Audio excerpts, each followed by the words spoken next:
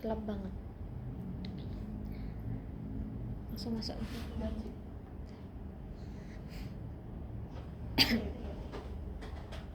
Selamat pagi anak-anak. Selamat pagi Ibu.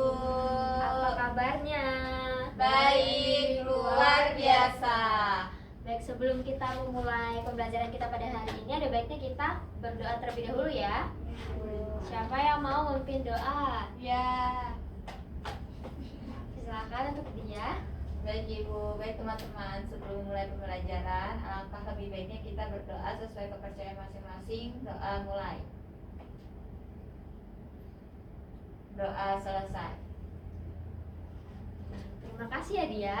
Ya, Ibu mau absen terlebih dahulu ya. Langsung Ibu masukin ke absen classroom ya.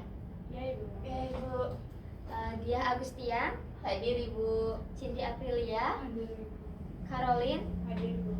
Nihil ya. Jadi masuk semua. Iya Bu, Nihil.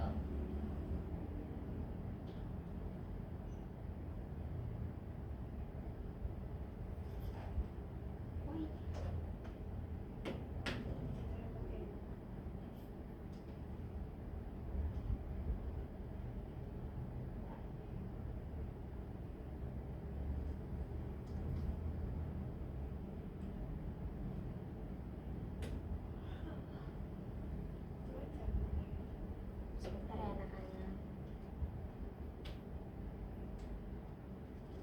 Baik, sebelum sembari kita menunggu ini layarnya jadi, Ibu mau meriksa nih siapa yang nggak pakai name tag hari ini. Hadir Ibu. Oke, yang lainnya pakai ya. Paling nggak pakai Ibu. Iya Ibu, ketinggalan Bu. Lain kali dibawa ya Olin. Iya Ibu. Untuk hari ini Ibu maklumi. Baik, ada yang tahu kita akan belajar tentang apa? Fabel Bu.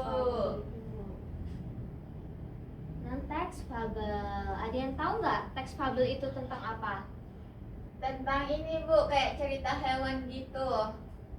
Iya, betul sekali. Jadi di sini teks fabel itu adalah cerita pendek yang tokohnya adalah hewan. Jadi poin dari fabel itu adalah cerita pendek yang tokohnya adalah hewan, tapi mereka berperilaku Seperti manusia manusia. dan bisa menyampaikan pesan moral yang berharga untuk para pembaca atau para penonton yang pendengar gitu. Lalu fabel juga itu memiliki fungsi. Jadi fungsi fabel itu adalah mengajarkan nilai-nilai dan karakter kepada anak-anak. Jadi kan karena fabel ini berupa hewan, pasti yang nonton itu anak-anak kan, anak TK, anak SD atau siapapun itu. Jadi cerita ini berusaha semaksimal mungkin untuk apa ya, anak-anak itu tertarik untuk menontonnya, tapi terdapat pesan moral yang ada di dalam ceritanya begitu. Lalu fabel itu juga mempunyai ciri-ciri. Jadi ciri utama dari teks fabel itu meliputi tokoh hewan, alur cerita yang sederhana, serta pesan moral yang jelas yang membantu anak memahami dan merenungkan makna dari cerita tersebut. Ini ada contoh pembukaan cerita fabel yang menarik. Jadi hewan, karakter hewan dalam fabel sangat menarik dan ceria. Jadi kalau misalnya kita menceritakan hewan tapi digambarkan dengan hewan yang seram, pasti anak-anak jadi takut dan tidak tertarik untuk menontonnya gitu kan. Lalu ada cerita, alur cerita yang sederhana membuat mudah dipahami. Lalu yang ketiga ada pesan. Jadi seperti yang Ibu katakan tadi, di setiap cerita fabel itu pasti mempunyai pesan moral yang jelas dan nilai-nilainya itu selalu positif.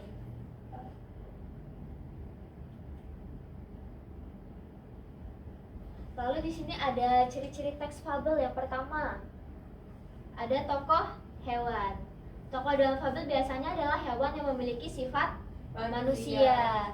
Mereka menggambarkan karakter dan emosi yang bisa dimengerti oleh anak-anak atau oleh membaca. Lalu juga ada latar sederhana. Latar belakang dari fabel seringkali sederhana dan mudah dipahami. Karena kan ini menonton anak-anak ya. Jadi kalau misalnya latar belakangnya sulit untuk dipahami, nanti anak-anak bakal bosan dan tidak mau lanjut mendengarkan ceritanya. Lalu alur fabel biasanya mudah diikuti dengan perjalanan cerita yang jelas, sehingga anak-anak dapat memahami pesan moral yang disampaikan dengan baik dan dapat mengaplikasikannya dalam kehidupan. Jadi kan anak-anak itu sering kan menonton sesuatu lalu ditiru. Oleh sebab itu cerita fabel ini dibuat sepositif mungkin. Lalu di sini juga fabel punya punya struktur teks ini. Bagian utama. Iya, pertama itu ada orientasi, itu memperkenalkan karakter utama dan latar cerita secara menarik. Lalu ada komplikasi. Di sini komplikasi menggambarkan masalah yang dihadapi oleh tokoh dalam cerita yang jelas. Lalu ada resolusi, itu memberikan solusi terhadap masalah dan penyampaian pesan moral yang penting. Jadi pasti di setiap semua teks cerita itu terdapat orientasi, komplikasi, dan resolusi. Ini ada contoh dari teks fabel. Siapa yang sudah pernah mendengar cerita atau pernah menonton drama tentang kelinci dan kura-kura? Saya Bu. Siapa yang berani menceritakannya kembali?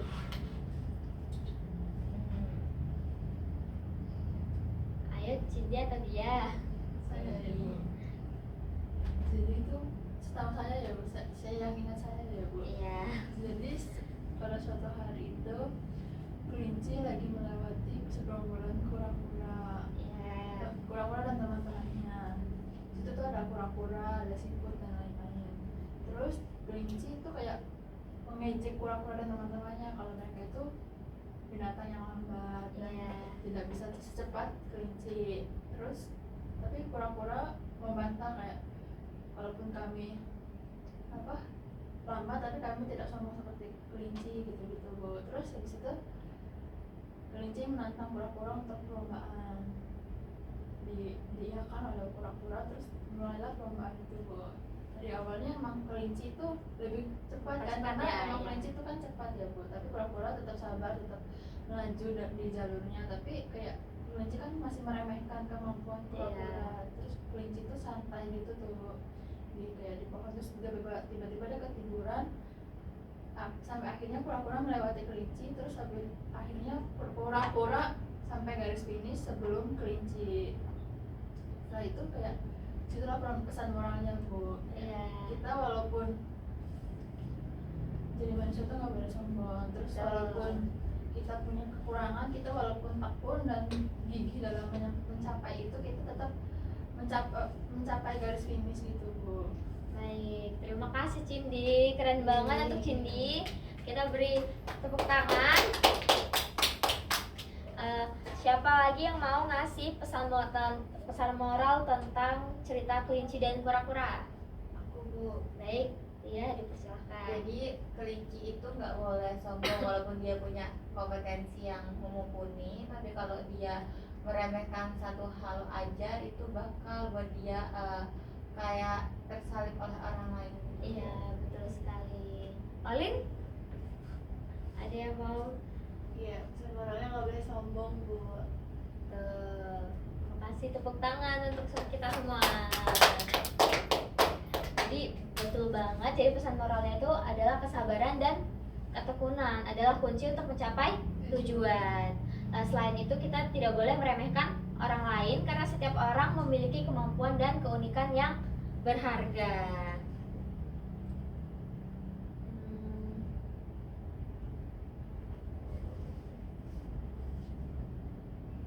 Jadi ini selanjutnya ada cara membuat teks fabel. Jadi yang pertama itu kita memilih tokoh terlebih dahulu. Kita mau pakai tokoh hewan apa saja yang ada di dalam cerita itu nantinya.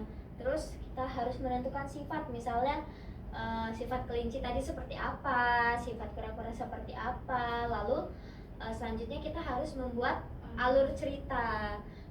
Di sini kita harus menciptakan alur cerita yang sederhana namun menarik. supaya anak-anak dapat tertarik. Usahakan sesuaikan dengan hewan-hewan yang telah dipilih gitu dan sifat-sifat yang sudah dipilih oleh teman-teman. Baik, ada yang mau ditanyakan tidak? Cukup ya? Coba ibu mau tanya dia, struktur teks fabel tadi seperti apa? Ingat tidak? Orientasi, komplikasi, sama resolusi. Iya, betul banget. Kalau orientasi itu apa, Cindy? Pembukaan dengan cerita itu meliputi pengenalan karakter, tokoh, dan alur itu latar belakang dari cerita. Iya, betul. Kalau komplikasi, Olin? Masalah, Bu. Iya, dan resolusinya apa? Resolusinya penyelesaiannya sama bagian akhir, Bu. Iya. Tadi sudah paham belum tentang cara membuat teks fabel? Sudah ada. Sudah kan? Pertama kita harus menentukan hewannya atau tokohnya. Lalu menentukan sifatnya. Lalu yang terakhir membuat alur. Betul sekali. Karena waktu kita tinggal 10 menit lagi ya teman-teman. Nah, ya anak-anak. Kalau misalnya ibu berikan tugas tapi berkelompok, bagaimana?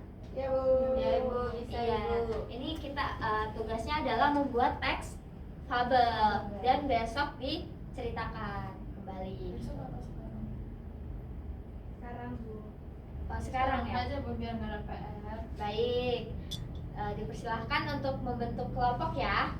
Ya, Bu. Baik. Lalu berikan juga pesan moral yang sudah kalian buat dari cerita yang telah kalian buat. Gitu. Ibu kasih waktu 5 menit ya. Iya, kan.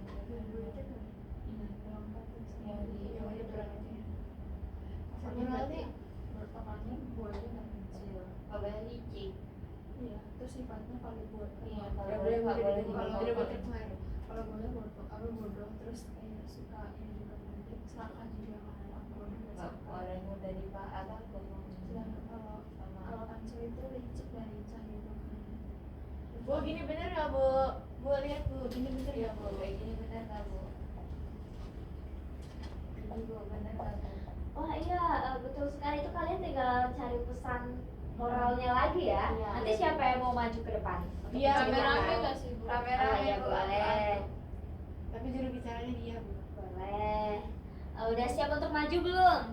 Belum, Bu. Dikit lagi. Baik, ibu tunggu ya. Jadi tokohnya Semuanya menjelaskan jelaskan. Aku sih kan bukan malu kan. Enggak, aku jelasin itu. Nanti ada yang jelasin ceritanya dengan pesan Iya, moralnya. iya, kan sifatnya juga.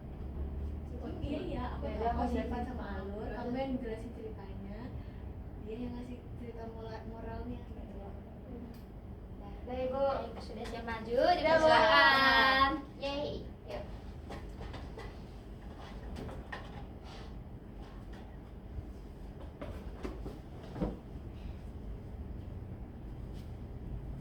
Terakhir, beritahu pesan moral. Terakhir. Oke, baik, bisa dimulai. Sudah. Oke, Bu. Baik, Bu. Jadi kami Ya kami memilih cerita Kancil Kancil dan dan Buaya. Jadi tokohnya itu ada Kancil dan juga Buaya, Bu. Ya. Untuk sifatnya Kancil itu cerdik, licik, dan berani. Kalau sifat Buaya itu mudah terpengaruh, mudah percaya, dan mudah dibohongi, Bu. Terus alur maju, Bu. Ya. Ceritanya akan disampaikan oleh rekan saya. jadi kan pada satu hari itu si Kancil itu kan mau nyeberangi sungai Bu, tapi itu kan di situ nggak ada jembatan. Jadi Kancil itu berpikir supaya gimana bisa menyeberangi sungai itu. Dan kebetulan di sungai itu dapat banyak buaya Bu, segerombolan buaya. Terus Kancil berpikir bagaimana cara menjadi seberang. Dia berpikir, oh mungkin dengan cara dia melewati buaya-buaya tersebut Bu. Jadi Kancil itu memanggil buaya-buaya tersebut. Terus dia kayak bikin pengumuman gitu, aku akan menyeberangi sungai ini dengan Di seberang ada pesta. karena di seberang sana ada pesta, nanti kalian bisa makan daging yang banyak. karena kebodohan buaya itu ngomong aja kan. Iya. Bu. Jadi mereka kumpul satu-satu gitu kayak berbaris gitu Bu. Itu kancing melewati satu. Setelah sampai ujung sungai, sampai sudah menyeberangi sungai, kancing langsung bilang, bohong, ini sama akal-akalan aku saja, ini bukan benar. Karena di sana tidak ada pesta. Pesta. Terus si kancing langsung pergi gitu aja Bu. Oke, Moralnya pesan bisa moralnya disampaikan lagi ya Bu. Jadi dari cerita teman-teman tadi, pesan moralnya itu pertama nggak boleh mudah dibohongi ibu atau percaya ke orang lain. Kita tuh harus survei dulu itu bener apa enggak perkataannya, jangan kayak asal masuk aja terus kita laksanain karena kita nggak tahu itu bohong atau enggak. Kayak cerita si buaya tadi, lalu kita dari si kancil segi positifnya berarti kita tuh harus memikirkan segala hal untuk mencapai tujuan kita, tapi tidak boleh menggunakan cara yang licik, Bu. Oke, baik, udah keren banget, berarti udah paham banget ya Iya, Bu. tentang cara membuat teks bubble. Kita tepuk tangan dulu untuk kita semua. Silakan untuk duduk kembali. Kasih Bu. Kasih, Bu. Waktu pembelajaran kita sudah selesai ya? Sudah ya Bu. Sudah habis ya. Baik, berarti nanti kalau misalnya besok minggu depan ada kuis tentang teks fabel, kalian sudah paham sekali ya? Iya, Bu. Baik, sebelum kita tutup pembelajaran kita pada hari ini, ada baiknya kita Berdoa. Siapa yang berdoa? Saya, Bu. Iya, berdoa ya. Baik teman-teman, menyelesaikan pembelajaran kita hari ini. Alangkah lebih baiknya kita berdoa sesuai kepercayaan masing-masing. Berdoa mulai. Sudah selesai. Terima kasih ya anak-anak. Terima kasih karena sudah antusias dan sudah selalu paham tentang materi yang sudah Ibu jelaskan. Ibu akhiri, selamat siang. Siang, Ibu. Terima